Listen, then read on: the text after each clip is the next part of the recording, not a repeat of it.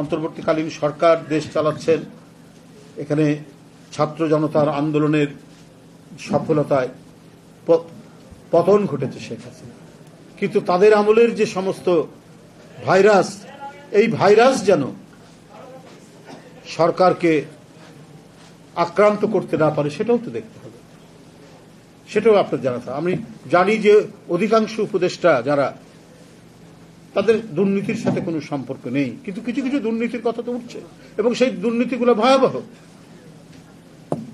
ছাত্রদের আন্দোলনের প্রতি আমাদের গভীর শ্রদ্ধা রয়েছে, কিন্তু ছাত্ররা ভালো করতেন যে আজকে রাষ্ট্র, সমাজ, রাজনীতি, ব্যুরোক্রেসি যে দুর্নীতিগুলো আছে তার বিরুদ্ধে ক্যাম্পাসে ক্যাম্পাসে সোচ্চার থাকা, কারণ অনেক অনাচার ঘটে গেছে এই রাষ্ট্রের মধ্যে।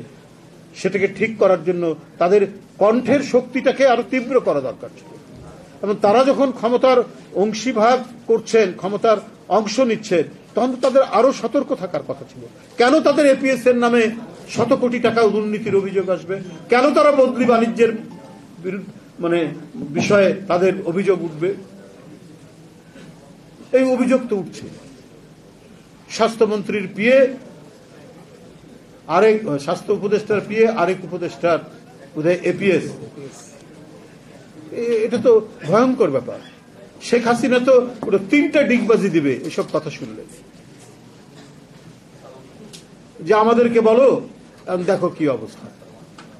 কেন ছাত্র নেতারা বিভিন্ন মিনিস্ট্রিতে গিয়ে তারা মনে হচ্ছে যে মিনিস্ট্রির যেমন পার্লামেন্টারি কমিটি থাকে তেমনি ছাত্রদের একটা কমিটি থাকছে, এটা তো ছাত্রদের ভাবমূর্তি নষ্ট হচ্ছে।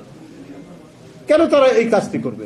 রেলওয়েকে দেখার জন্য সেখানে আবার বৈষম্য বিরোধীদের একটা কমিটি করে দেওয়া হয়েছে।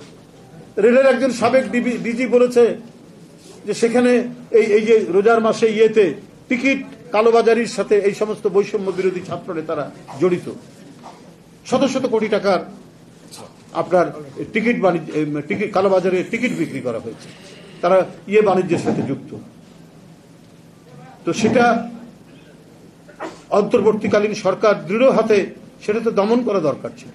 এটা তো হয় না যে ছেলে পাশ করে চাকরির সন্ধান করে চাকরি করবে, সে যদি হঠাৎ করে অনেক টাকা দেখে ফেলে, তার মাথা তো ঠিক থাকার কথা না। তার নৈতিক উৎকর্ষতা বৃদ্ধির জন্য যে সুযোগ, সেই সুযোগ তো সে পাচ্ছে না। কারণ সমাজের মধ্যে এমনই দুষ্কৃতিকারী মানুষ আছে, এই ছেলেদেরকে নষ্ট করার জন্য তারা নানাভাবে গিয়ে তাদেরকে টাকার উৎকোচের লোভ দেখিয়ে তাদের যে স্পিরিট, তাদের যে আপনার স্বচ্ছ যে চেতনা, এটা বিকৃত করতে পারে। তার কিছু কিছু আলামত তো ফুটে উঠছে। কেন রেলওয়ের মতো একটি ডিপার্টমেন্টে বৈষম্য বিরোধী ছাত্ররা তারা সেখানে ওয়াচডগের ভূমিকা পালন করবে? তাদের হচ্ছে ক্যাম্পাস। তারা যখন মোটা দাগে কোথাও একটা বড় দুর্নীতির কথা শুনে, সেটা আমলাতন্ত্রে, রাজনীতিতে, যেখানেই হোক, সেখান থেকে তারা সোচ্চার হবে। তখন সরকার সতর্ক হবে, ব্যুরোক্রেসি সতর্ক হবে, সবাই সতর্ক হবে। কিন্তু তাদেরকে যদি মন্ত্রণালয়ে বসিয়ে দেন, তাহলে তো ফাংশনাল একটা গভর্নমেন্ট হবে না।